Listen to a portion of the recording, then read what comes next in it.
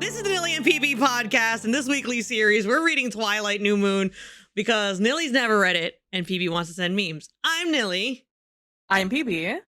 And we're talking about New Moon chapters 15 through 18, which I would like to summarize as lost in translation as to what happens in this section of chapters. Absolutely. We have so much that's going on. Suddenly everything is coming to a head on both fronts with Jacob and Edward. Not Edward and a couple of other folks.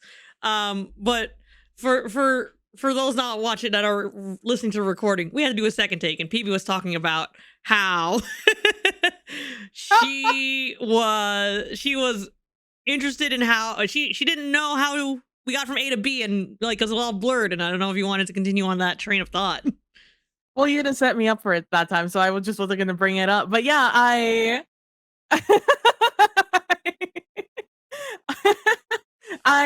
Got him. I've been waiting to get to this last chapter because I read it so I could figure out where to stop the readings, and I knew it was coming. Obviously, it's like the major big issue in this book. Sorry, Victoria. And I have just been waiting to get there, and I knew that that was an impactful moment, but I also knew that New Moon was mostly about Jacob. So I struggled to remember what happened between point A and point B of Jacob becoming puppy dog love into Edward trying to walk into the sun with the Volturi or whatever. So it's just like I didn't know where that fell, you know? Yeah. I'm excited to finally get here because now obviously I remember what happens in the book. And also I remember like the beginning of this. I still don't remember anything about Eclipse, but I do remember Jacob's feelings about the situation in Eclipse. So I am excited to finish up this book and honestly get started with Eclipse. But before that, we had to talk about chapter 15 to start with. Chapter 15 called A Pressure. Let's see, what do I have? This first thing I have highlighted is kind of really funny. There's two things that I think are linked together where Bella's this kind of explores what Bella's thought process is as to her and Jacob's relationship, and she's essentially trying to grapple with the fact that it's probably something more than just like I wanted that she wanted Jacob as like a brother, but now she's like kind of exploring deeper feelings and like what is settling versus like moving on with your life, etc., etc. So a lot of introspective thought there. I thought some of this was like some really interesting like reflection, especially for someone who like for a teenage girl who's like it's not uncommon to like have like date a couple of people because like you don't know what's going on in your life, so like trying to figure out if like your first love was the only one, no woe is me, or if like moving on is the right thing and is it settling, which is very interesting. But on the flip side of that, there's also like the stringing along because you don't know how you feel, but like the other person knows how they feel. And so what I have highlighted here is like literally in the beginning, it's like as long as Jake and I knew how. Sorry, I'll start from this beginning of this paragraph. The context is important. This made me brood over what Jacob said and about Jacob involving his Jared said about Jacob involving his girlfriend, in quotes. I suppose that was exactly what it looked like from the outside. As long as Jake and I knew how it really was, I shouldn't let those kinds of assumptions bother me. And maybe they wouldn't if I hadn't known that Jacob would have loved for things to be what they appeared. Which is kind of like that's like the whole leading on. And then a little bit later, she's like at work or something. Yeah. Or Jacob followed me from his bike safely and Mike noticed. And then like Mike is like, I think this is after school or something like that. And then Mike is asking, pretty much is like, you know that he has a huge crush on you. And she's like, I know, I sighed. Life is complicated. and girls are cruel. Mike said under his breath, I suppose that was an easy assumption to make too. I'm like, yeah, like it does go both ways generally in life, but like Mike has just gotten the brunt of it, and I can totally understand his feelings. Especially because also getting like, did he get dumped by Jessica, or was it the other way around, or was it a mutual thing? I think it was a mutual thing. I think that's how it was described in the books at the beginning of New Moon, that it was like they went their own separate ways at the end because it just didn't work out or something. Not that Bella, as we've continued to find out, was paying that much attention to No, her surroundings. not at all. I do like how she put it in this section though, right before that, when Mike asks her if she's dating that kid from La Push, the sophomore. The She's just sophomore. not Ugh. not in the technical sense of the word. I do spend most of my time with Jacob though. He's my best friend. And I think that really just encompasses who Jacob is in Bella's life, because she has the thing that I really like about Bella is that she has made it very clear where she stands on Mm-hmm. her relationship status and her feelings with all of these boys. She has told them straight up, or like given the largest hints of just like, I'm not interested in you. Yeah. With Mike, with Tyler, turning down Eric, and telling Edward she does like him, and telling Jacob that, hey, I don't like you that way. I still I can't. Like, I'm so obsessed with Edward. And the thing is that I think Jacob, as because he's so intuitive with everything that comes with Bella, um, Yeah. either he has a huge blind spot for her feelings, or he is really hoping on a wishing star that Bella somehow gets over this extreme heartbreak she's going through and decides that he's going to be better. Which I think is also very high school of just like, it's fine, I can wait. So long Yeah, as you're I'll here, wait it'll for be fine. you. It's He just does so, and address her behavior though later in the later chapters about like, is it always gonna be like this or whatever? Because she essentially gets paralyzed by her own thoughts of Edward. And so at certain yeah. points when it hits her, and it's just like that's just trauma.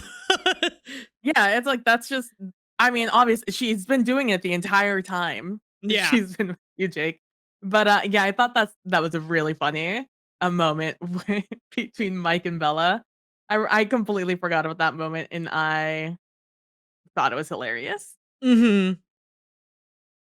And so I think we also want to make a note that she's been going pretty much every day to La Push in order Mhm. to help facilitate the pack in their search for Victoria, so that A, she's out of Forks to not get anyone else in that area in trouble, and B, so that they can't, so like they don't have to be out of their territory, and it's more that they are more with, it's home turf for them essentially. So she's been spending even more time there than before. Her dad's also coming to hang out and stuff like that too. So they're all just having a good time down there. But the thing is, usually it's like she's spending time down there alone, like, oh, we're going for a walk at the beach. But like Jacob is actually with the pack, and then she's just by herself. So she has to like wrestle with like being awkward at the house doing homework with Billy, or like taking a walk and then being alone with her own thoughts. But then Jake eventually does meet up with her. But I have another paragraph here highlighted, and they're talking about the context of this. They're having a conversation on the qualities of like the power set and physical qualities of werewolves. Like how Jacob runs hotter, like they typically run at 106, 107 degrees. Mhm. Fahrenheit for their body temp, which is wild. Like that's a fever, my guy. That's like, and he's like, yeah, he tends to run hot. Tend to have bigger size or whatever. And Bella's curious because like she's gonna ask questions about all these mythical creatures and these mythical boys, and like she asks what the hardest part is, and he goes, the hardest part is feeling out of control, he said slowly. Feeling like I can't be sure of myself. Like maybe you, Bella, shouldn't be around me. Like nobody should. Like I'm a monster who might hurt somebody. You've seen Emily. Sam lost control of his temper for just 1 second, and she was standing too close. And now there's nothing he can ever do to book it right again. I hear his thoughts. I know what it feels like. And I think this is a great note of contrast to Edward's and just generally like the Cullens thinking is that they know they're monsters and they try to reincorporate into society by becoming civil. And then it's almost like with the Quileute tribe, it's the other way around. Like they're of like, I mean, being on a reservation aside, that's like another alienating thing in general, right? But they're already part of like the human society, and then they become a werewolf, and then he's trying to grapple the fact that's like is he a monster? Whereas Edward knows he is a monster, and he's trying to make sure Bella stays a human. I think that's I highlighted it for the great contrast between the two thoughts, which I think is like obviously the points of the characters of like the two coming from different sides of the same coin of like y'all are mythical creatures, and how do you deal with loving a human? Yeah. It's like it also struck me because I didn't maybe I did see the comparison, but I just didn't think much of it. Um, but they both because when I was younger, when I read this the first time, in my mind, being with Jacob was easier than being with Edward. Because Edward's issue is so obvious and immediate, you know, it's like, oh, he wants to eat you at all Yeah. times, always. It's his self-control that stops him from being that.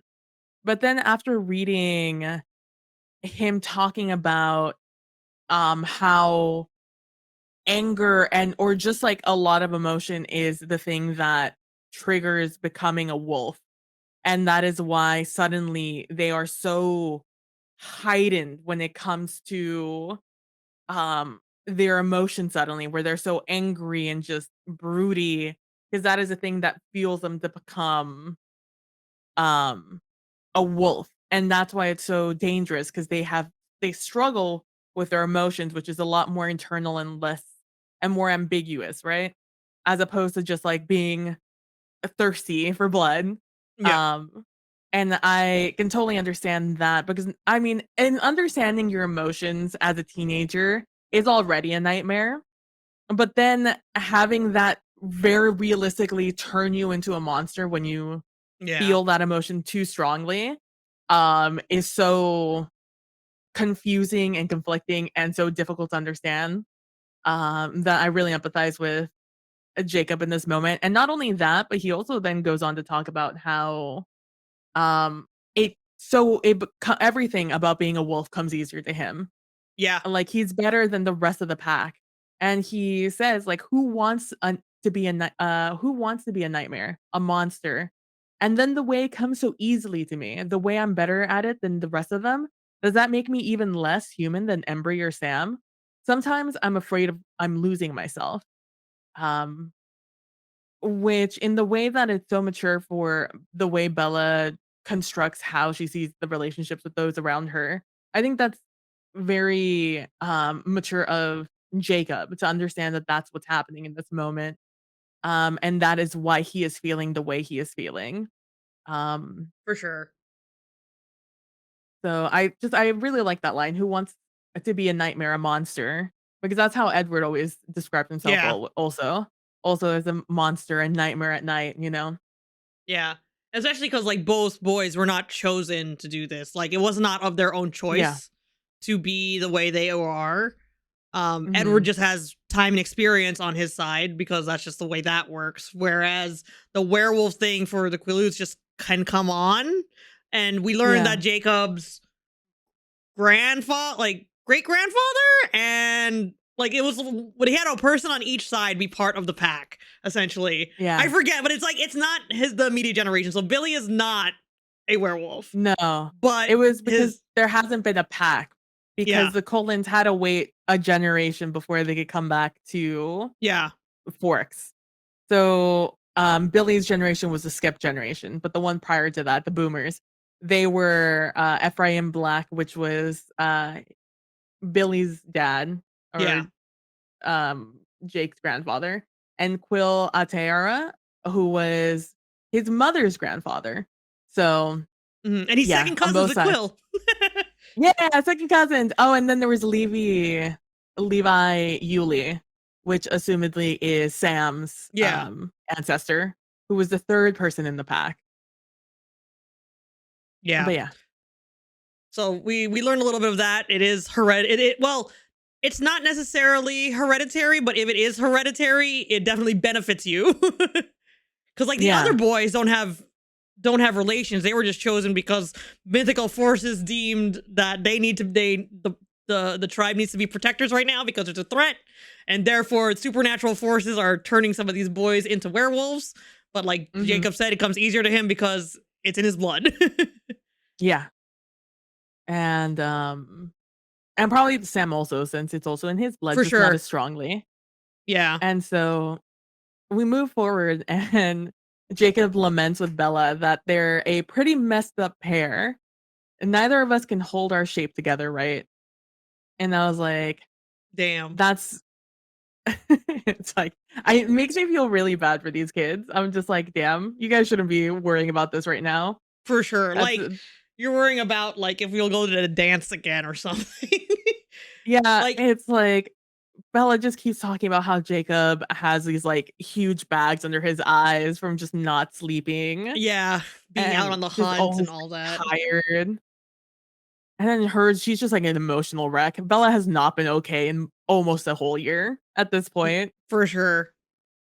And I think it's also wild because like I think the same with Bella, like how Charlie mentions this later on in a conversation that we'll talk about, but both Bella and Jacob are also more mature than their age because of the circumstances they grew up in, which Charlie points out in a Mhm. conversation with someone that we'll get into later.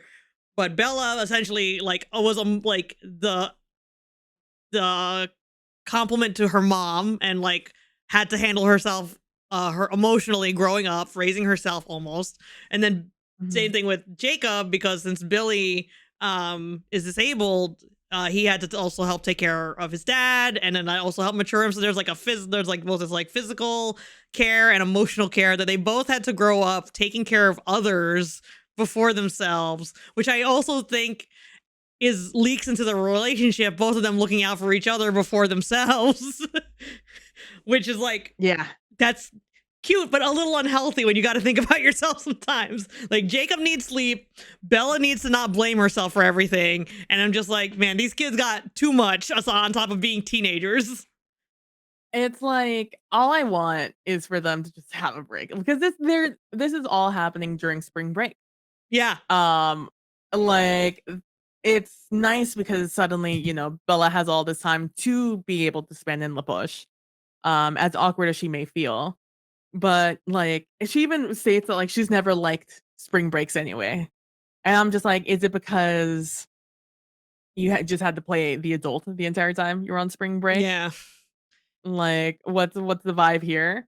Because last spring break, she is when she got attacked by James, Yep.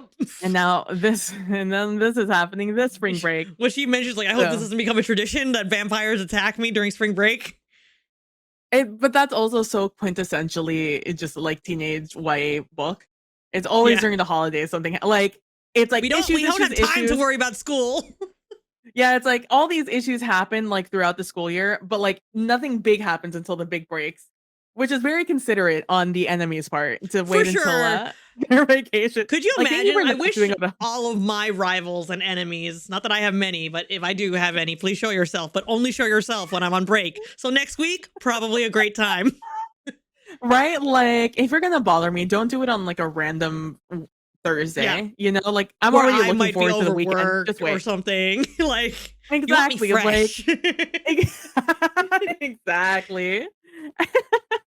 But yeah, and so Jacob, because of all of him just leaving Bella on the beach while he goes off on patrol, um, is comes in after this conversation and it's just like, hey, let's do something fun tomorrow, something that like we've always, let's do something fun. And it's just like, well, what do you want to do? It's like, oh, I'll finally do that thing I promised that one time. It's like, I'll take you cliff diving. And I'm just like, Jesus Christ, Jacob. Big And yikes. I mean, And cliff Bella's diving just can be fun as someone who has done it a few times. yeah, I mean, it's just like and I feel like were a couple of steps we could have taken before cliff jumping, but that's hmm fine. Like go And out to so lunch, the movies, take a hike. right, literally anything. And he's just like, "Yeah, let's go cliff diving. It'll be a date." And Bella's like, Bella is just like, but then she's like, "Well, I I hear am Edward heavy. again, Yeah. and it's been a while. Like, I need my fix again." And she always I love that every time she brings it up to herself, she's just like, "This is an issue. This is a problem, but it's a problem I'm willing to not think about right now. That's a Yep. later Bella issue. That's not a me issue right now." Yep. And I just need so the adrenaline and the voices in my head in order to calm me down. Cause she does realize she's like, I have been she's like breaking or like a lot lately in like her terms or whatever. But like yeah. it's just like, oh God, no, not the motorcycle. It's essentially a motorcycle again, right? Um Yeah. It's just like yeah, she and to reiterate on Bella's emotional state, because she's had so much time to ruminate about her feelings and the situation. She is just like, "Oh, because of all of this talk I've had to do about Edward, like I can't shut that out anymore. Like it's now here and I'm now experiencing this all the time, thinking about the Cullens and thinking about Edward, which she still struggles to even say in her mind." um, worrying about Charlie and everyone who's out on the hunt for these giant wolves, and then the wolves themselves who are out right? trying to corral and catch this ever elusive Victoria. And and there's just like not a moment that Bella's had for herself to just really sit and not have her emotions at max. Right? Because that's like I think the definition of like uh s- PTSD or CPTSD is that your like fight or flight is always activated. Yeah. Like it never de-escalates. And I feel like Bella has just like since finding out that since finding out that Victoria is on the loose and that Jacob is looking for her also, and then so her dad's also out there. That's just gone up to like Yeah. past, like, the roof. Like, I think she could have dealt with the idea of Victoria being around. I think she could have dealt with the idea of Jacob being a wolf. Um, and I think she could have dealt with Charlie looking for those wolves. I think all of those would have been fine on her level of just, like, trauma that she's dealing with. But the fact that they all happened at once really Yeah. is just, like, careening her off her just mental state. And she's Yeah. just not doing okay at all, which we find out a little Mhm. bit later in this chapter. She wasn't at all. um So it's another day, and they're going out. They're supposed to be meeting up earlier in their day for this date, but Jacob's not home. Billy's like, "Oh, something's happened." Um, Allegedly, like I think they believe that like they are close on Victoria, and so they really need to take the like opportunity to do so. So Bella's left to her own devices again. So she's kind of getting stood up here, not by Jacob's choice, obviously. And I think at least she understands that much. But now she's like, man, I was really looking forward to getting my Edward in my head fix. And And it's so just she like, decides to go do it anyway by herself, which first of all, never go cliff diving by yourself, folks. Like you always need a buddy, especially in an area that doesn't have lifeguards. yeah. I really like how Stephanie Meyer wrote a lot of things throughout this section. After she says, I'd really been counting on hearing Edward this morning. She says, it seemed like that was the one thing that might make it bearable to live through this day. And I think that just really sets up Bella's mental state as she goes through the rest of this day. I Yep. would also like to note that as she goes to the cliffside, there's a moment. The weather's changing. It's becoming more tumultuous. Yeah. The pressure is It's not as nice dropping, of a and you day can as feel Jacob it. thought it was going to be. No, it was like a nice day, and then immediately started turning into like it's gonna start storming and be awful.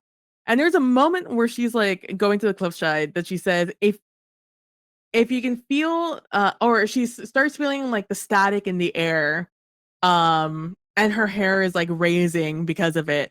In my mind, I am just like, you need to get out of there Yeah. right now.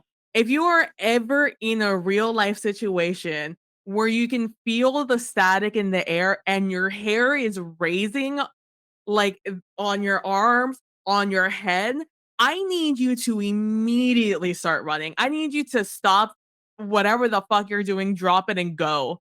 Because you are about to be struck by lightning. You are the tallest, you are about to be that conductor to the ground for lightning. So I need you to get the fuck out of there as soon as possible. You'll probably still get hit by lightning, but there's a better chance that you won't get struck if you start running the For moment you sure. notice it. Granted, But I just I think the route she took is probably the most expedient to not be the tallest object in the area, though. true, but you still get hit by lightning even if you're not directly struck. You Yeah, still get hit but then through like the branching ground. off. Yeah. Yeah. So just Instead of that, I yeah, wanted go to ahead. throw it out there. I just Yeah, for wanted to throw it sure. out there. Like, there's a lot of things in here which I'll put. There's going to be content warnings also, like for the description of this chapter. But there's also like content warnings, themes of suicide, Yeah, just a little bit. because yeah, because Bella does decide to take the jump because she wants to still feel the adrenaline. Yeah. There is something to be said here if her delusions are like intentions of offing herself, but I don't think those thoughts hit until she hits the water, and then Edward's voice is very strong. So she jumps off. It gives her the rush she wants. Like Edward is telling her not to. Edward in her head is telling her not to do it, not to jump.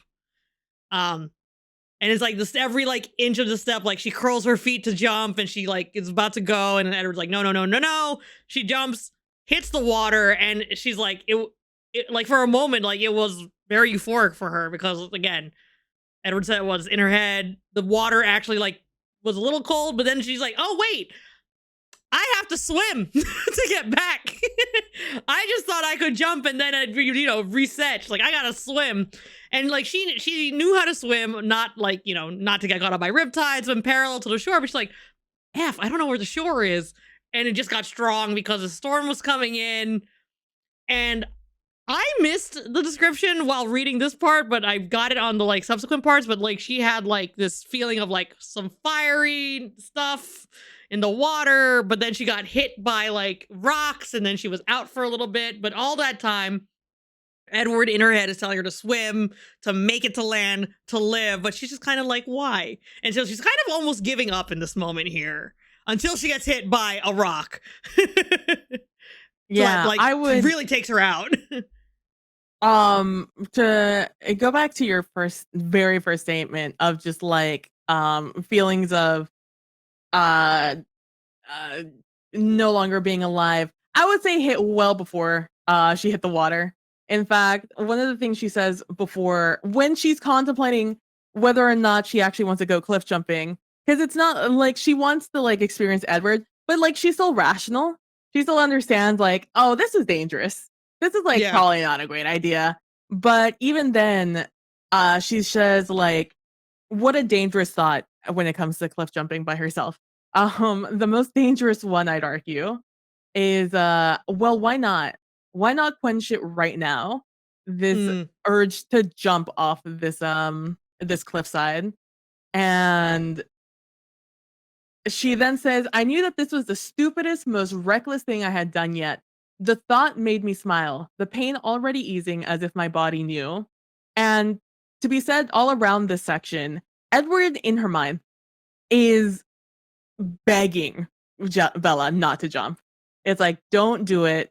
Like before she even jumps, she starts hearing Edward, which I think is what really spurs her on to do the jump itself. Yeah. It's just like, oh, I'll experience, that's the first hit. Now I'm gonna feel it again and again and again.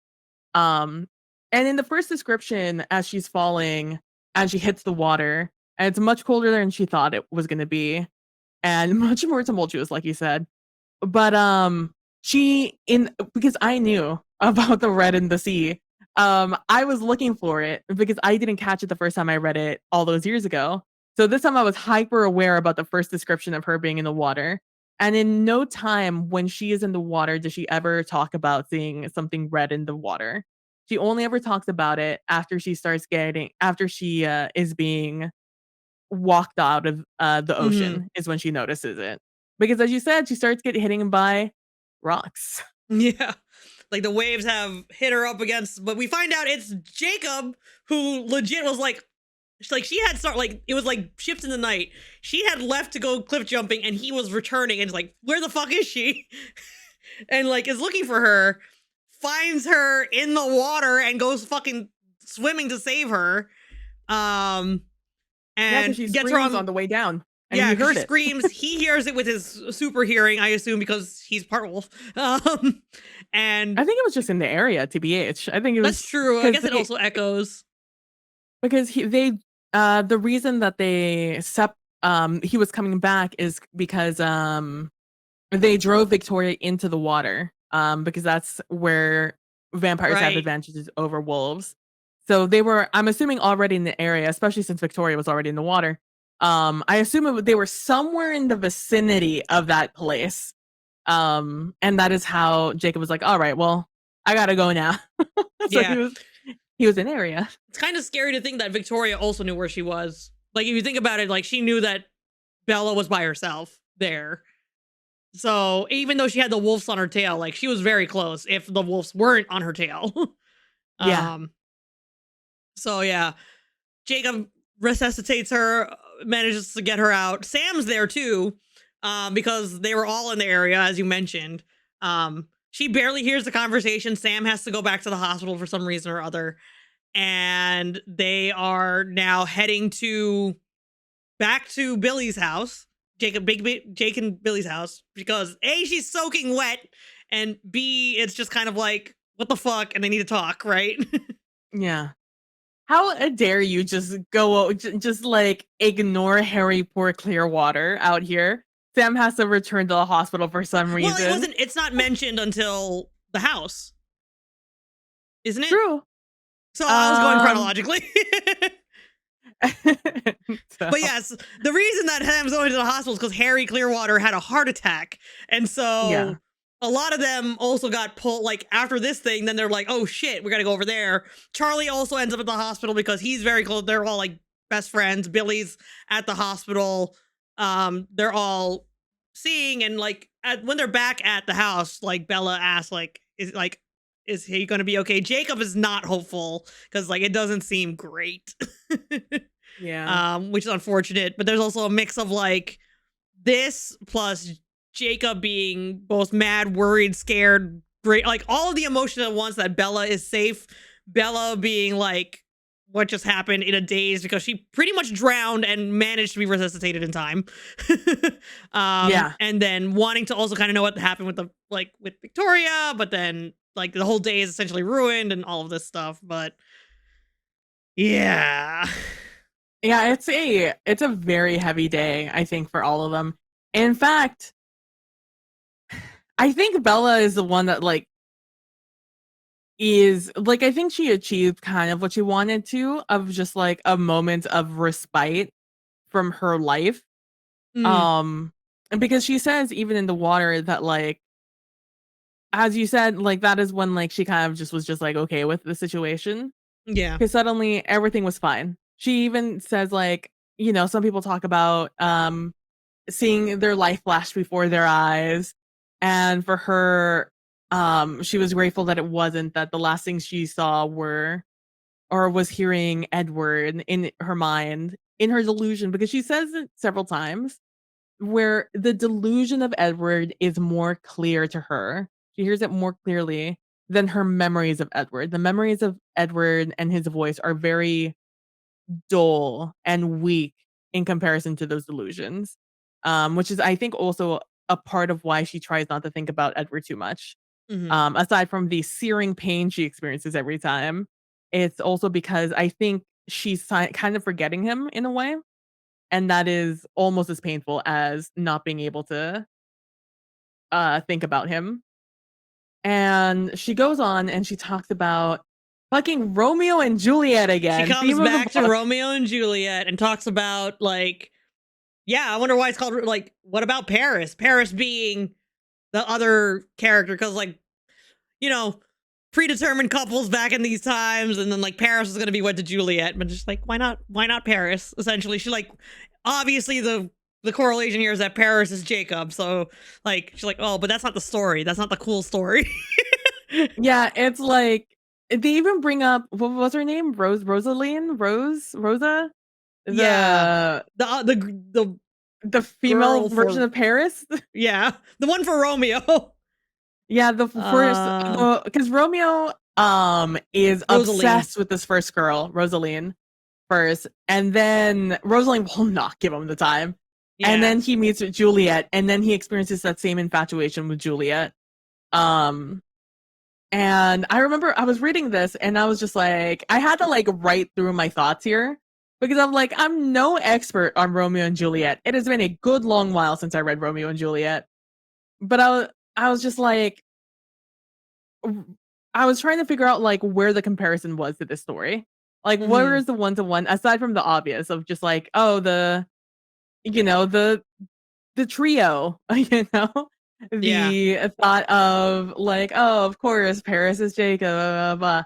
But I get to talk about it because we actually go over it in these chapters. Usually, whenever I do these introspective looks as to why Stephanie is bringing something up, I can't talk about it because it's something that it's a spoiler.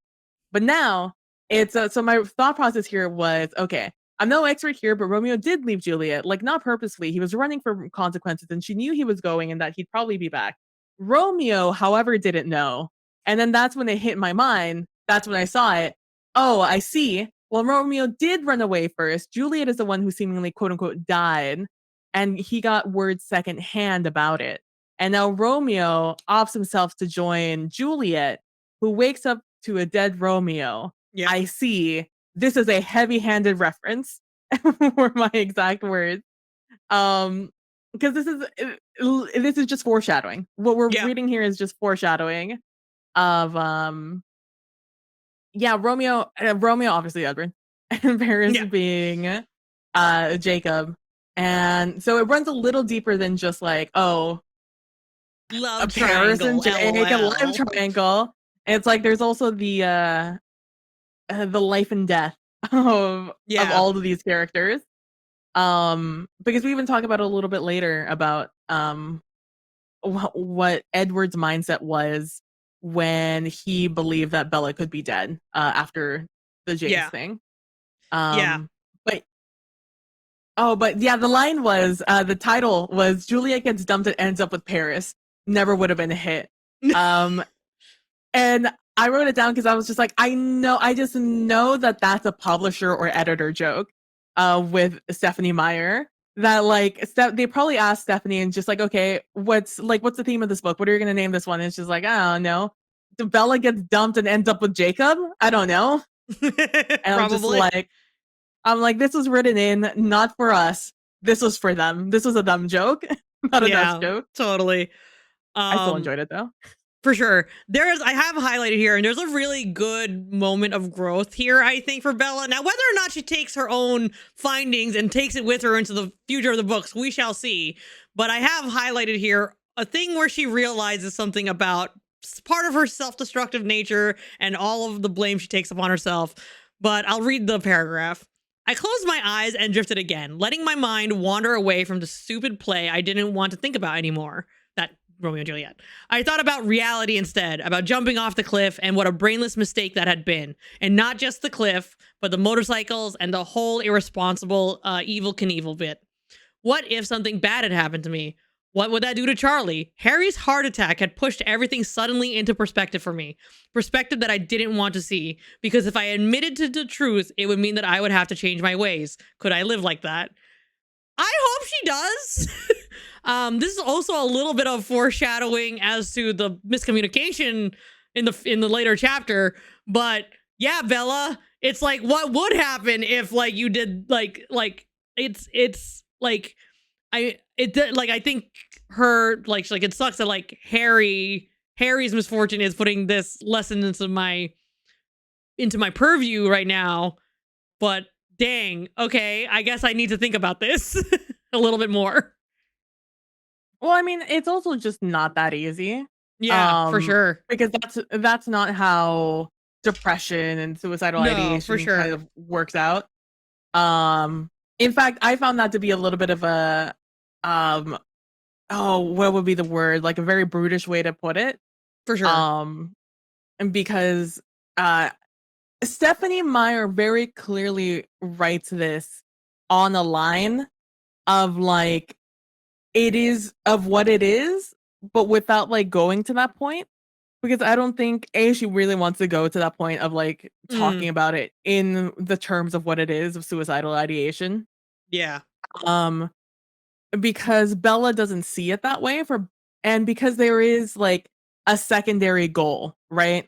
But Yeah. metaphorically, that's all that this is. Yeah. um, but I don't think that because I don't due to how she writes it, I don't think that Stephanie Meyer understands Mm, sort of all of this, which is why she works with it in through metaphor as opposed to directly writing it. Because there's a little bit of an excuse you can have when, it's not that, it's supposed to be something else, you know? for sure. No, I see Um, that. I totally see that. but yeah, when I read that, I was just like, man, if it were only that easy, everyone would just suddenly be okay. For sure. God Um, damn. and so, um, like she says that, and I'm just like, this is a great revelation. I'm glad you're having it. Not realistic at all in this very Mhm. unrealistic book. But yeah, she has that moment where she thinks about that, and then she continues to think forward towards what she feels for Edward and Jacob and her life in this moment. Thinking about as she's sitting there listening to Jacob just snore. Yep. um, because poor boy is also so exhausted. Um, she tries to figure out like, would she be happy with Jacob? Like she could settle for Jacob. She could try to be happy with Jacob. Maybe she could figure out a way to be in love with Jacob, at least a tiny portion of the way she was in love with Edward. And it would make him happy. Um, to it would make Jacob happy if they were together. But then she continues to talk about how like again with Bella being like a very effective communicator. She wants to tell if she does go through it with it, if she does decide, I can be more with Jacob, she'd have to tell him everything she felt from like this like pain, this hollowness she feels from Edward's absence and the Colin's absence and her delusions of Edward, which I thought was just like, wow, you would actually tell somebody about these delusions you're having about Edward. Um, you and Jacob that close, but it makes sense. Yeah. Um, Like, and it's almost like to temper the idea, like, I like you uh enough to have a further relationship with you, but it kind of is like a little like I think she even says like, is this cruel? Like Mike said, is it cruel? But like essentially she would be telling him like, you'll never fill this hole. But it would be nice if you could be part of the like, you know, fix some of it. I'll never be whole, but that's not a you problem, that's a me problem, is essentially what she's saying. yeah, it's like because the thing is they both have baggage at this point, right? Like, Yeah. and she even talked about it about weighing like, well, I mean, he'd at least understand because we both have a baggage, we both have these issues. Maybe we can figure it out together.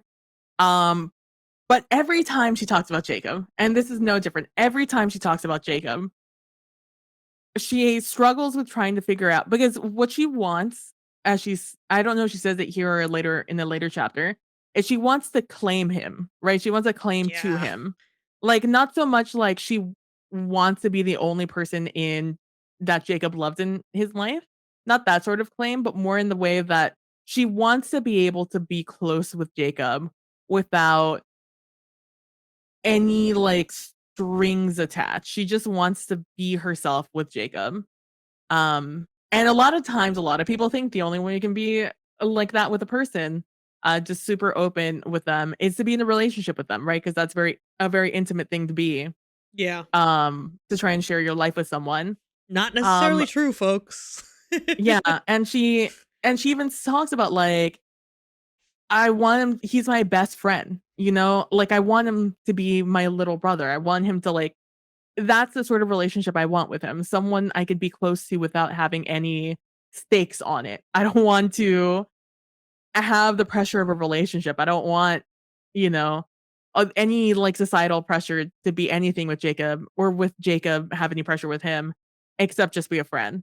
Because if Jacob didn't have feelings for Bella, this would be a completely different For relationship, right? It sure. would just be For one sure. of just pure friendship, and it'd be a great one. I'd be like, "Man, this is such a good friendship." What a good Is both friendship. We love strong platonic relationships. but instead, Jacob just has this huge crush that he's refusing to let go of with Bella at Yeah. the moment, which is why conflicting feelings have to pop up, because I don't think that Bella wants to be in a relationship with Jacob. I think she's made that much clear. I Mhm. think she loves him in a way that's not romantic. Yeah. But because Jacob does love her romantically, she Navigate has it. to keep yeah, she has to keep thinking about it. Like you said, life's complicated. Life is complicated. Um, but yeah, so they at this point, I believe Harry, not Harry. I'm sorry, Harry's the one who had a heart attack. Billy and R.I.P. yeah, and Charlie come back, and Harry has passed.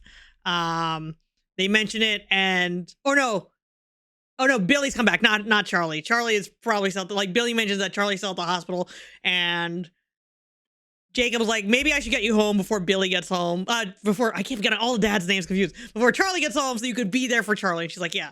So they're making their way to the house. Jacob kind of gets hit with like a metaphorical, like he kind of gets metaphorically clotheslined by something. Like he stops, he tries to like speed up or stop the car or like turn and change directions. Something's very like there's a little bit of miscommunication, like what's going on or like something wrong. But then he's like, the vampire is here. I can smell the vampire. And she's like, wait, what? And she looks and she sees Carlisle's car. And she's like, Yeah. hold the phone. It's not Victoria.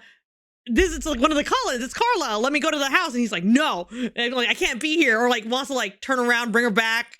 But she manages to convince him to let her go into the house, which is like, he's like, here's the car. I'm leaving. I can't be here because of like of turf stuff.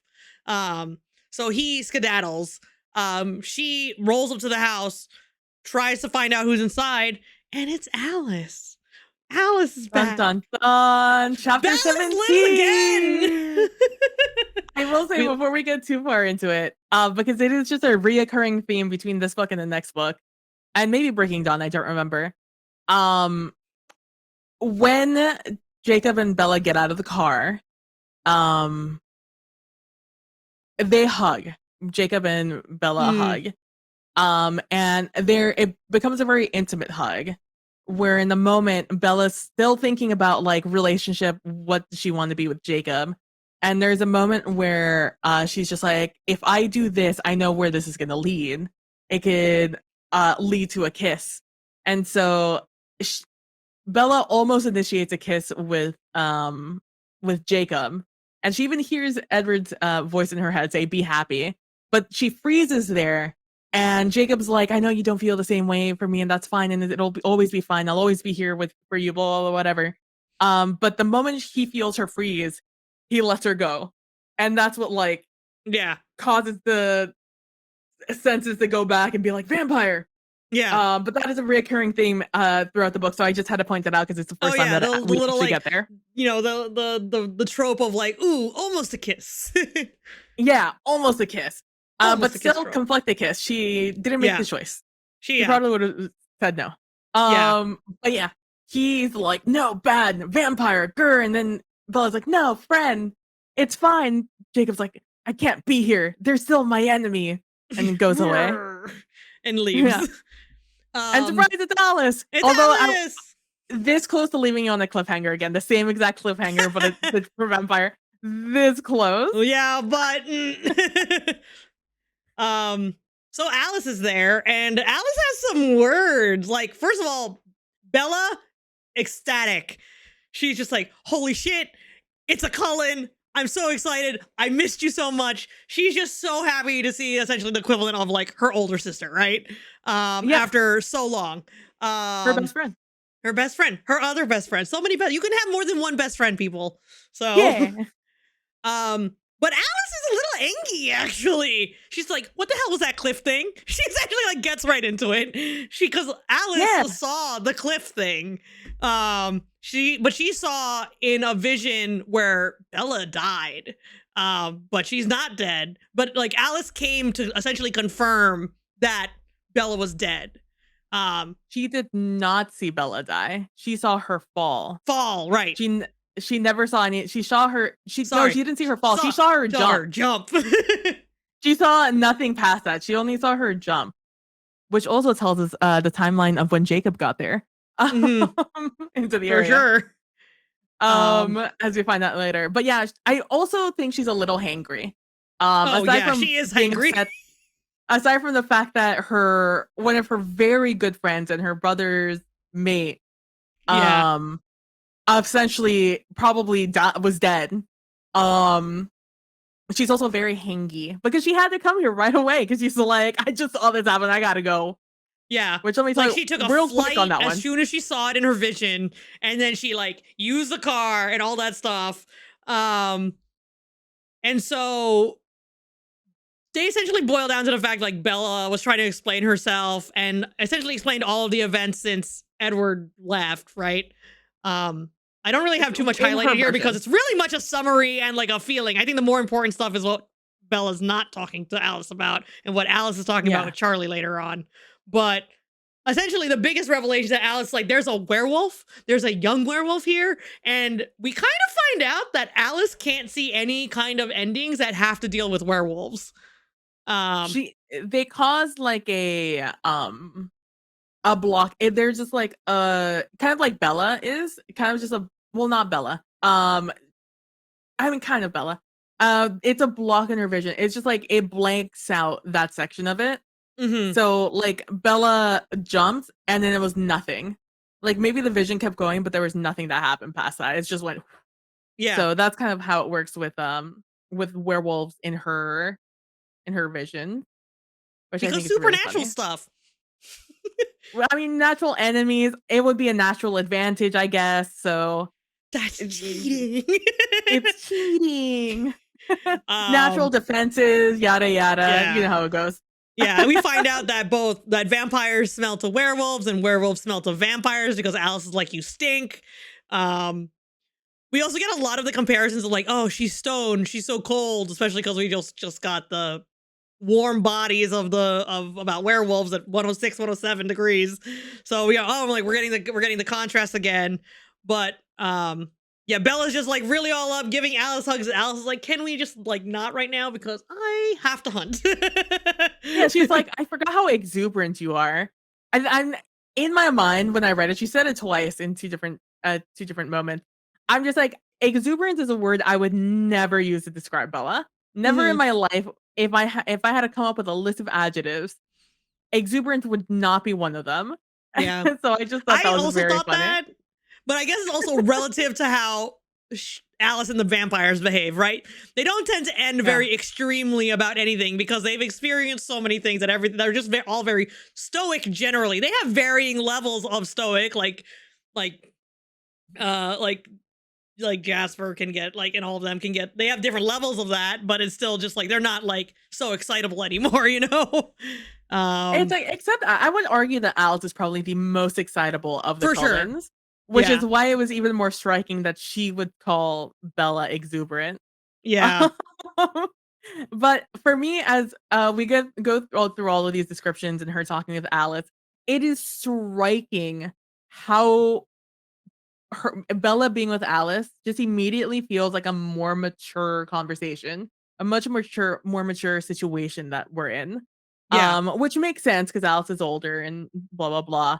But like, especially coming from hanging out with Jacob this entire book, basically, and just the immediate like switch between Jacob and Alice for me when I was reading in the tone of these chapters, I'm just like, it's kind of like the vibe. Being with Jacob is kind of like that vibe when you're hanging out with your younger cousins. Yeah. And being with the Cullens and Alice is like how you talk and hang out with your adult friends. It's like you're still both like friends, it's still a friendly talk, but it's just like there's just something different in the vibe when you talk to these different people. And I Yeah. felt that immediately between Alice and Bella. Yeah, for sure. Alice is also kind of like a little bit like a lot more all business right now because she's scared for Bella's life, essentially. Like, she's like, what Yeah. the hell? And like, your life directly impacts how my brother is acting. Um, but yeah, it's just like that. And they essentially talk about all of that. One of the things that I have highlighted here is like, Alice is like, okay, you're fine. I'm going to go. But like, Bella's like, please don't go. I've missed you. Can we hang out? And she's like, all right, fine. Give me 1 hour. Stay out of danger for 1 hour. Stay here while I go hunt so I don't get tempted with you. And I will be back. It's just so funny because one of the themes in the entire time where Alice is just berating Bella for all that's been happening with her things is like she's like, he was a fool when talking about Edward to think you could survive alone. I've never seen anyone so prone to life-threatening idiocy. And then it's just like a young wolf? Even worse. Edward was right. You're a magnet for danger. Weren't you supposed to be staying out of trouble? And it's just Danger like, magnet. yeah, and then she's like, "There's nothing wrong with werewolves," Bella says, and and Alice is like, "Until they lose their tempers." Leave it to you, Bella. Anyone else would be better off when the vampires left town, but you have to start hanging out with the first monsters you can find. Hmm. And I just every one of those moments with Alice just made me laugh because it's just like when you have been really going through something and your real friend comes through, like the friend that's like no nonsense. Like, Yeah. all right, all this shit's going on. Let me tell you how fucking stupid you've been lately. And we're gonna like so you can get it through your big old mind that you could be doing better right now. Like, let's go. Let me tell you straight. That's what it feels like with Alice coming in. Yeah. And every time she's just like, "Are you fucking kidding me? Literally, you went and found the monsters immediately? Come on, fam. I can't believe." Yeah. But yeah, she goes off and does the stuff. Um, And in the meanwhile, Charlie's back, comes back. Um, yeah. Charlie, very upset. Harry is one of his best friends, and also he's helping his Harry's wife with essentially funeral Mhm. arrangement, all of that stuff. Unlike this poor man has this child going through depression and trauma, on top of people in his town are getting murdered by wolves, and then his best friend dies, and we get this in a conversation after, like, with very minimal convincing with to Charlie, because like Alice, he always was fond of Alice, and then Alice was very apologetic, like, I know the timing's bad, I was just in town, and then Bella's like, please, please, please, and obviously it's making her happy. But they end up sleeping on the couch, and like Bella overhears a conversation that Alice and Charlie are having, essentially about Bella and what she went through for those first like 3 months, and then the year coming up to it, all of the things that like Bella wouldn't admit to Alice. About how she would scream in the middle of the night and how sad she was, and that um and like Charlie doesn't like outright say he hates Edward's guts because of like the pain he put his daughter through, but he hints at it and Alice gets it. um and he does also mention like, I don't know if you being here is going to be healthy for her because she's just getting back on her feet now, hanging out with Jacob. Um and all of that. So I don't know what to do here, but you know, if she's happy, I guess it's fine. But just be careful. Like if he comes, like he's actually like if he comes back or something like that, gonna have to get through me, kind of thing. Which I'm like, Charlie here, I think I don't. He gets like some kudos here for me about like trying to share like it wasn't like Charlie wasn't helpful during those months. Right? But he also didn't know what to do. He didn't have the tools. And I don't know about obviously he can have like you can look for those tools to try and help or like do anything, do something. Um, but I also think it's just kind of like he didn't have to raise a kid, so it was like hard for him too. So I felt for Charlie here. Obviously, he could have always done better, but we can all do better in generally. But I find it that it's kind of like he's in this very vulnerable emotional state and sharing with Alice the pain he went through. And like it lets Bella know also what has been going on behind the scenes, like how her dad has been receiving like all of her emotional state essentially. Yeah, because Bella wakes up as this conversation starts up, but she stays still. She can hear it, and she says in her mind she thinks that like she hadn't fooled Charlie for a second. Like Yeah. the entire time she's been saying like I need to be looking like I'm doing okay for Charlie, so Charlie doesn't suspect anything. Charlie doesn't need to worry about me. Charlie doesn't need to blow up. Charlie, blah, blah, blah. And Parents can through see all through of that that, shit. they don't always, Yeah. but um Bella's not slick is the thing. Yeah. Um it's like, yes, you are going through the motions, but like it's very clear that it's something's happening. Um and Charlie, even with everything, because he builds up Jacob and talks about Jacob and how he's been so good for Bella and how she's really perked up in the last month or so, or last few months. But even then she says, he says, I think he could be good for her. But the thing that scares me is that it still looks like she's missing something. It's not like a regular Mm. breakup. I don't think Bella was built for this. Because this is more than that. The way she looks it looks like there's something behind her eyes that's missing. It's like somebody died. And Bella is like, yeah, it's true. Because it's not, someone didn't die for me. I lost an entire life. I was like, I lost an entire future. Um, that I had already chosen for myself, she says, which is, I think, really significant that she says she's chosen for herself. Because there's a lot of things that happen to Bella. There's not a lot of things that Bella has a choice on. Yeah, for The sure. things that she's really been sitting there is like she decided she wanted to be with Edward. She decided that no matter the danger, she wanted to be with Edward. She decided that she was gonna make sure that her family was gonna be okay and give herself to James. She decided to go talk with Jacob and get these motorcycles fixed. She decided she was going to um have a future with Edward no matter what, right? Those were the big things that she's decided in this. Everything else has happened to Bella, which I think is very relatable in life. But I think especially for Bella who never wants anything for herself, her wanting something is very significant and her losing this is even bigger. So, um I think that's what I took the most out of that conversation between Charlie and Mhm. Bella is that Charlie and Alice. Charlie and Alice is that Bella came out of the loss of Edward as her losing an entire future, which I think puts into perspective a lot of the pain she's been feeling throughout this Mhm. book itself. Yeah, for sure. Um so yeah, like Alice gets the lowdown and then Bella decides to be like yawn very loud so that like she's like I don't think I'm going to get anything else out of the conversation. Essentially Charlie is preoccupied with the funeral arrangements and so her and Alice end up hanging out after this and Bella's trying to catch up on their life. I was pleasantly surprised to find out they moved to upstate New York. I have I I had knew you friends that would went be. to Cornell. I've been to Ithaca. Nice place.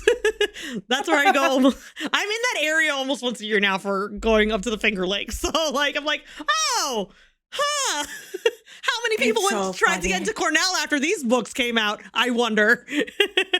I have a friend who went to Cornell. It's the only reason I know what Ithaca is and where it is because she went there because she says like, "Oh yeah, I'm going to Ithaca," and I'm like, "Where is that?"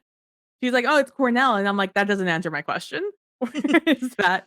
Yep. And she left after a few years and went somewhere else because she didn't like Ithaca. I mean, it's upstate New York. There's like it's literally just a college town and there's like nothing else to do there. Yeah. But it is a prestigious school. I also have a friend who went there, but he got like an architect degree or something. Anyway, Mm. they're also like really like upstate New York has a lot of farms, so they actually have like a big agricultural programs there in Cornell and Ithaca College. So, Yeah. but yeah, so I was like pleasantly surprised. Like, yeah, upstate New York, that area is not quite Canada as it can get warm, but you know, less sunny, I think. Get warm. That's a differentiation between Canada and New York. Is that New York can get warm, Like, and not it's Canada? gonna be warmer than Canada. Okay. You just love that I get warm, and I was just like, okay, that's our difference. I don't know words. I'm bad. Excuse me. Hi, Derek. Anyway, not the Canadians in my chat freaking gonna grill me.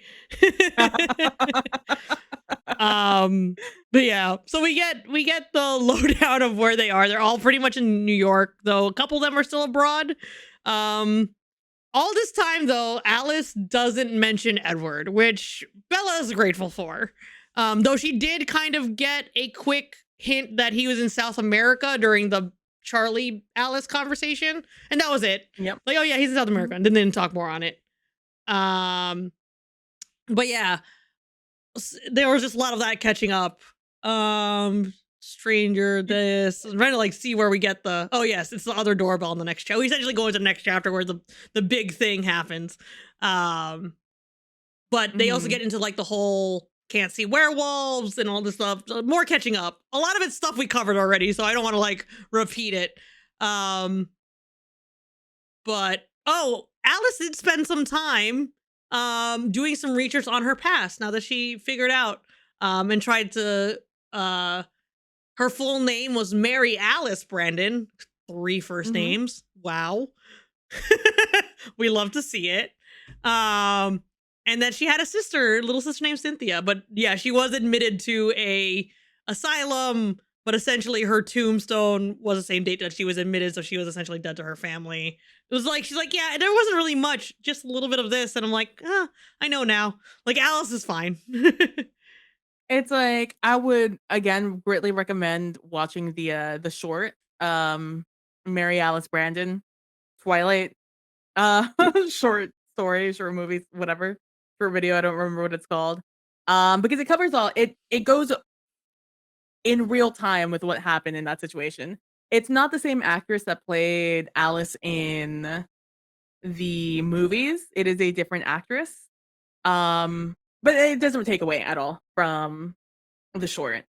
And it goes over everything and her parents' feelings and why Alice ended up in an asylum, and what happened in the asylum and what made her forget her entire life when she became a vampire, because that is an anomaly specific to Alice, that she doesn't remember her past life. But yeah, that all happened, and the Cullens right now, which is going to be important as we go forward, aside from Edward, are all reunited right now. Yeah. They were taking the vacation and hanging out with Denali with Tanya and her family. Yeah. So that's where they're at right now. Aside from Alice, who just fucking dropped everything and left. I probably only told Jasper really what happened and got on the plane and came here. Yeah, Jasper was like, you shouldn't do it. Yeah, Jasper's like, Edward told us not to. I want to respect his wishes, which, you know what? Respect, but also someone please come and talk to our girl Bella, because she is struggling out here. Yep. The conversation gets cut short because Alice gets spidey senses, or in this case, werewolf senses. Be like, there's someone at your door. I can't see. I didn't know, but I can kind of catch on who it is. I'm a bounce. You're going to open that door. Oh, they spent the time cleaning and catching up. I don't know. That was really funny. That's like Alice is just watching Bella clean, or they're cleaning together. Like, what a day it's been. Alice definitely hits me as someone who does not cook. She does not clean. Yeah. She is not Cardi B. You know, she is here for a good time. She is not going to get her designer shoes, designer dress, her designer everything dirty by cleaning. So she'll just stand there and watch. For sure. But there's a knock on the door, and it's Jacob, which like brings us into the next chapter essentially.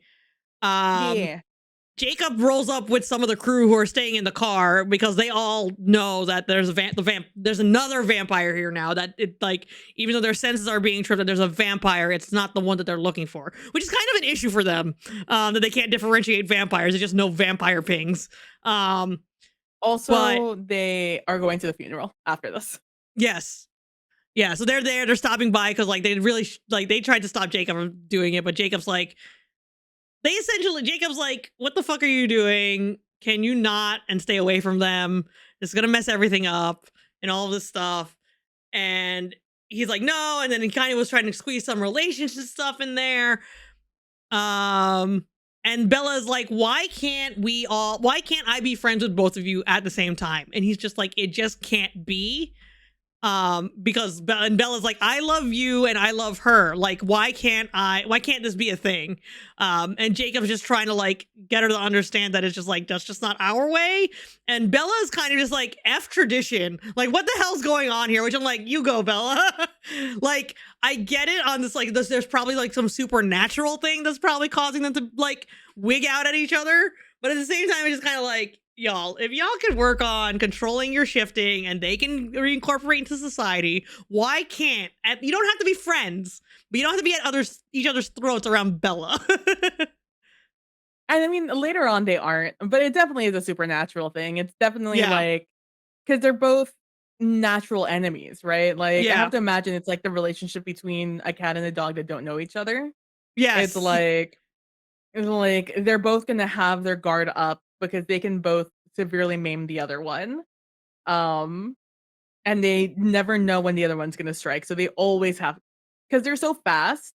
I assume that also has something to do with their aggression. Yeah. Because the moment that something happens, they have to be ready. Otherwise, things get rough real quick. Yeah, because we find out the wolves are pretty much just as fast as the vampires. And like Bella can't fathom the blinding speed that they can run at. Because like you see a wolf run, you can see a wolf run, but you haven't seen a werewolf run because you can't see them. Like John Cena. But yeah, he comes over. He has this a very emotional moment with Bella. And again, there's a moment where Jacob is like holding Bella's head between his hands and like starts leaning down to kiss her. And in her head, she's just like, I'm undecided. I don't know if I want to do this. Again, struggling with that issue that she's having of like, I don't think I want this with Jacob, but should I want to try and do it with Jacob? Like, I don't know. But the thing that really bothers her during that moment of almost kiss is that it's not her Jacob she's looking at. That's not the person she grew to love as a friend. It's like it's looks the same one she saw with Sam that time. Yeah, that first time. It's like he's even before. I don't think it was in this moment, but earlier on, there was a moment where Jacob reminded her a lot of Sam, and she did not like that. Yeah. But during the kiss or the almost kiss again, ring, ring, ring. They got interrupted. Ring, ring. Telephone. Jacob being faster is the one who picks it up. He's pissed again with his anger issues because werewolf stuff. Yeah. And he just answers it, and someone's like, "Where's Charlie? He isn't home. Where is he? He's at a funeral." Hang up. And Bella's pissed too. Bella's like, "Who did you just hang up on in my house? Like, who called me?" And Jacob's like, "It was Carlisle." Yeah, and he didn't ask for you. He asked for Charlie. And I'm just like, I remember the scene because the audacity. I know, just, like that's still not like, even if it's like that's her house, not your house, Jacob. It really just exemplifies the poor control that Jacob has over his feelings and his emotions. Because while I think Jacob's always been a sort of emotional boy, which is fine. It's been like taken up to like 1,000 since becoming a wolf. So it's something I didn't take into consideration the first time I read it, but this time through, I have to give Jacob the benefit of the doubt. In the way that this is not just teenage boy activity. This is werewolf teenage boy activity. Yeah, trying to be like it's essentially when someone's trying to interrupt you talking and you go no, and then you're like it's like that's the immediate reaction. It's just kind of like shut it out. We're focused on here. Quickly get rid of this thing that's bothering us. And so they go through that. Bella's pissed, and then he's like, you know what? I'm freaking going, and bye bells and all this stuff. And there's this awkward trip thing that happens when she tries to go after him. She falls on the floor, almost hits her head. Alice is all of a sudden on the scene. Like, a lot of chaos happens. Alice, we like, at first I thought it was because Alice thought Jacob did something to Bella because of the way that she hit the floor. But then Alice is like, it's really funny because it's like the analogy you said earlier. Like Alice comes to the scene, Jacob's there, and it's kind of like they stare at each other like that dog cat thing. But then Alice is like, "Chill, Bella. This is about Edward." Yeah, because she got a phone call as well. In her mind, she got the phone call. Yeah, she saw ring, ring. A vision. Ring ring, vision phone. Ring ring, visions here. Oracle time, baby. It boils down to that Rosalie told Edward about Alice's vision of Bella jumping, and so Edward is like, "What?" Like, and is under full like belief that that Bella was going to kill herself there. And this was contrary to the promise that they made to each other. So he needed to confirm, and he's the one who called. It was actually Edward on the phone and not Carlisle on the phone. So Jacob just hung up on Edward without any clarification that the funeral was for not Bella.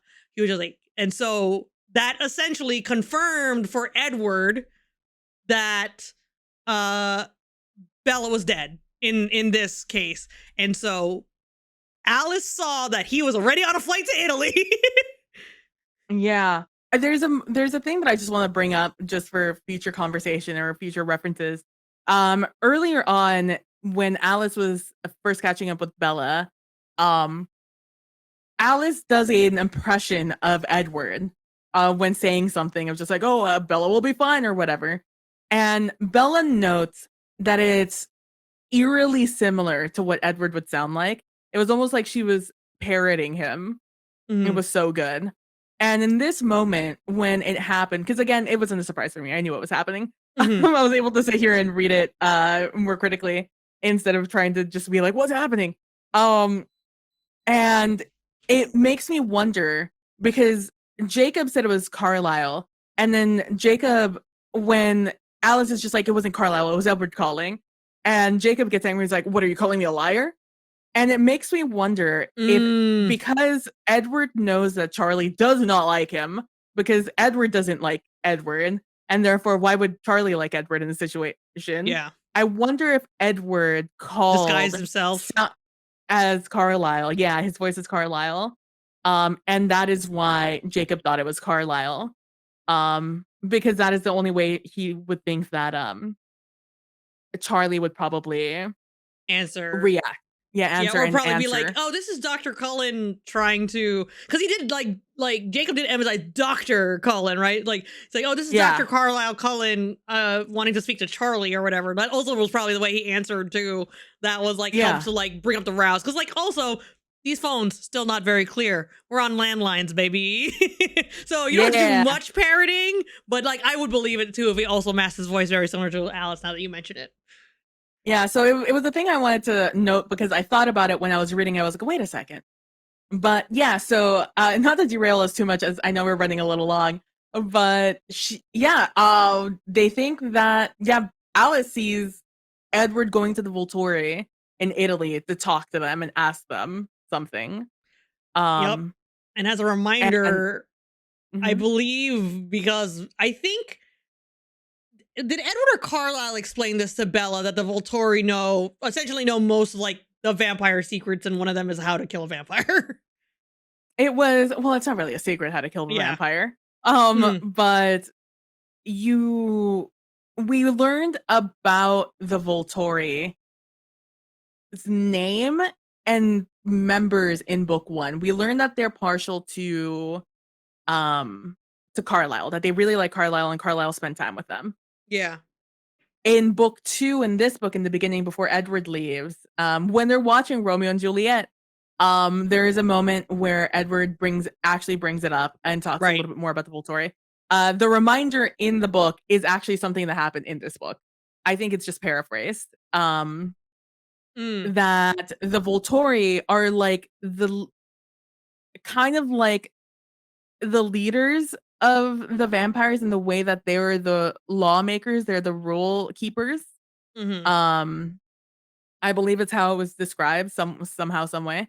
Um, and so and as Alice describes, they want to keep the peace between them and the humans. Because if the humans find out, Yeah. that's an issue for the vampires. You know, we've lived a nice couple of centuries where there's not vampire hunters out there trying to Yeah. ruin their lives. We're in a time and space where people think vampires are sexy and will give themselves to vampires, you know, like Mhm. um so any shenanigans don't go over well with the Volturi. And Edward knows that Emmett and Jasper will not help him die. Yeah. um and so he goes to the next best thing, the next people that he thinks would help him die. However, the Volturi like Carlisle. So they're just Yeah. like, We'll we see like what happens Carlisle too there. much. So we're probably going to say no, is probably what's going to go down. And Edward has a second plan. So maybe that's what Alice saw is the second plan of what he's thinking of doing to disturb the peace, to Oh, for sure. make the Volturi, to Yeah. force the Volturi's hand. Yeah, but be in Italy, so it's like, pretty immediate. Yeah. And But that's kind of where we leave. Well, okay, we don't leave them there. They're like essentially Alice is like, we gotta go right now. And it's a mad dash to like put her things together and jump on a plane. So Alice is booking a flight. Bella is packing. Jacob is like, what the fuck are you doing? Please don't go. You're gonna die if you go into a freaking vampire nest, essentially. Like, you're jumping out of the fire into the frying pan. Like, or out of the frying pan into the fire. That's the way that goes around. Jacob has been there the entire time this conversation is happening. Yep. Like, Bella even describes Jacob like awkwardly sitting somewhat in front of her, almost trying to protect her from like Alice. Alice, yeah. But, like, I have to imagine it's awkwardly because he's like so out of his depth in the situation. Because like Bella and Alice are literally talking life and death in this moment. Where Jacob, I think, still regards the death, especially of vampires, to be like really, it's just like killing vermin, like just killing a cockroach. Yeah. It's nothing to him. But in this situation, they're like talking like it's a person dying, which it is, you know? Yeah. They are a person. They're just a all vampire. People is what they have to all come to realize. Yeah. And like he's listening, Alice being like, look, Bella, you have to understand, if we go and Edward does this thing, we will be seen as accomplices and we will also be set to death. And she even makes a joke of, it's like, well, I will die. They'll make you lunch. And so yeah, that's really funny joke.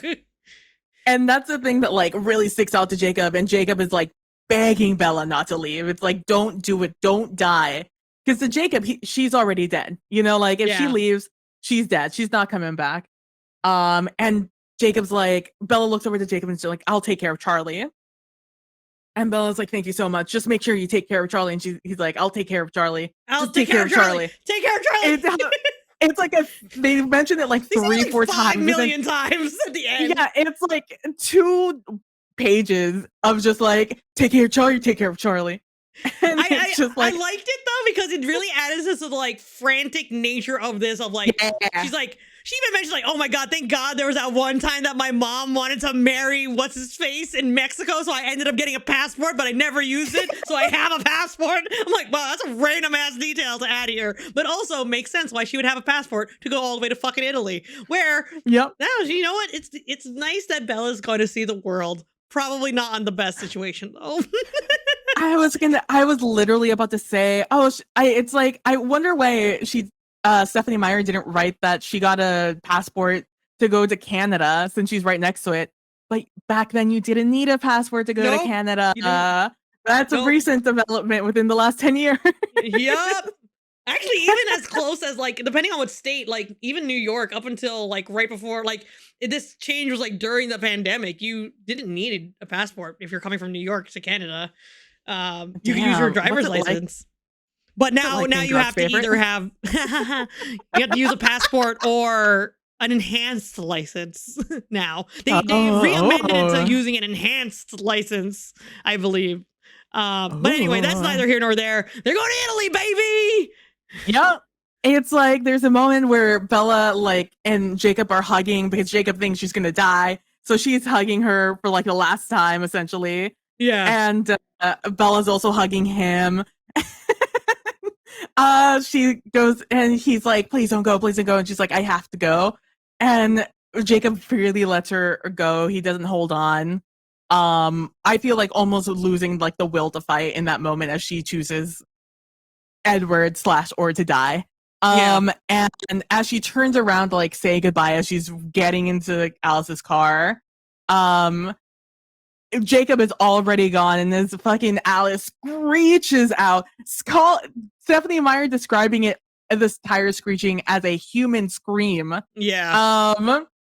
She looks off as they drive away and sees the shredded pair of shoes on the side of the road as she runs away as they drive away. Which I'm just like, damn, that's real dramatic. We got real dramatic here in the last 5 pages.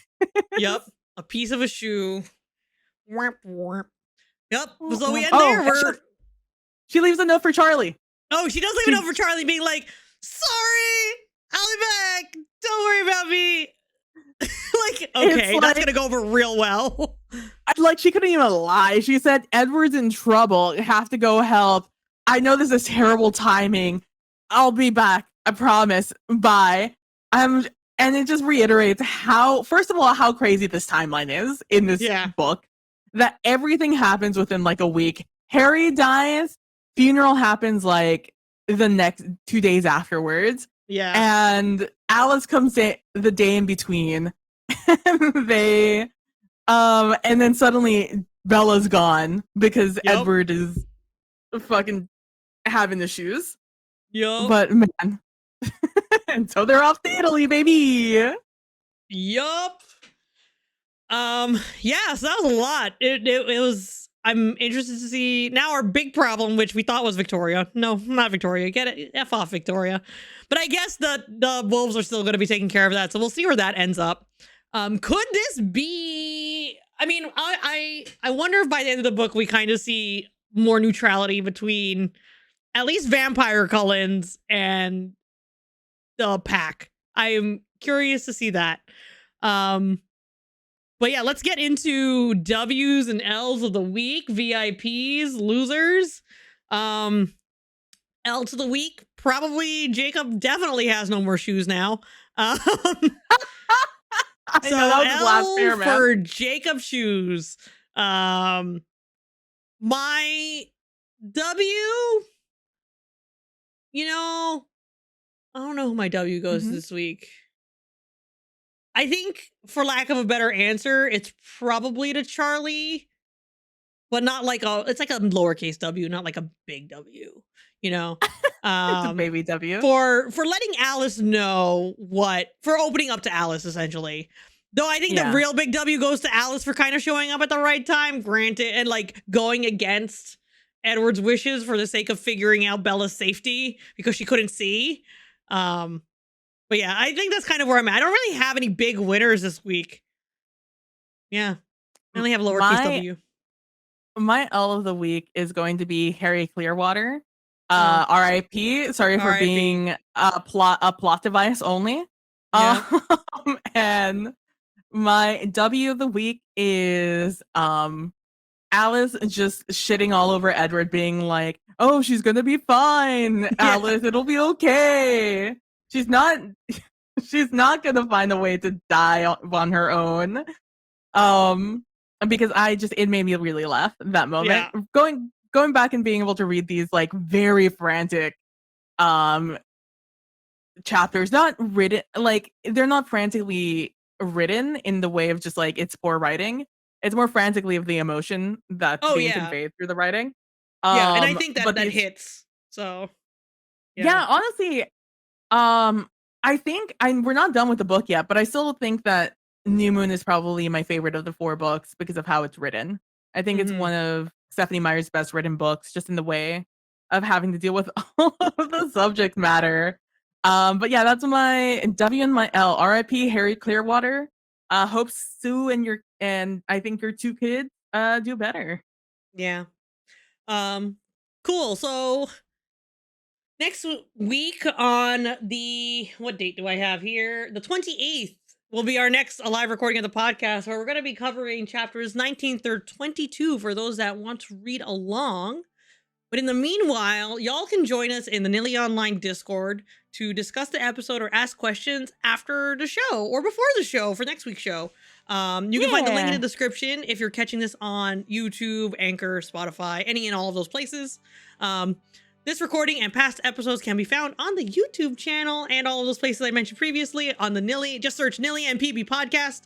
New episodes go up Friday after the recording, so be sure to subscribe, hit the bell for notification, follow on Spotify, give us a like, do all the subscribe to us on with whatever RSS podcast thing you use. I don't know. There's so many. PB, any last things you want to say before we sign off? I just read the last notes we left on our doc, our shared doc, and the only thing that's not crossed out is New Moon chat, and it says PB Arrow sad book for New Moon. And you know what? I think that was accurate. You know what? We can check that off the list. Check it off the list. We know it's a sad book, but it's now picking up with many other emotions. Yeah, I can't wait to see how this all ends. I think is it 2 more readings? Yeah, two oh more my god, sections, we have 2 but more. we are accelerating exponentially towards the like climax. And then I imagine the last section is like the wind down and a mild setup maybe for Eclipse. So we shall see what happens. But thank you all for hanging out and listening. And we'll see you on the internet. Bye. Bye.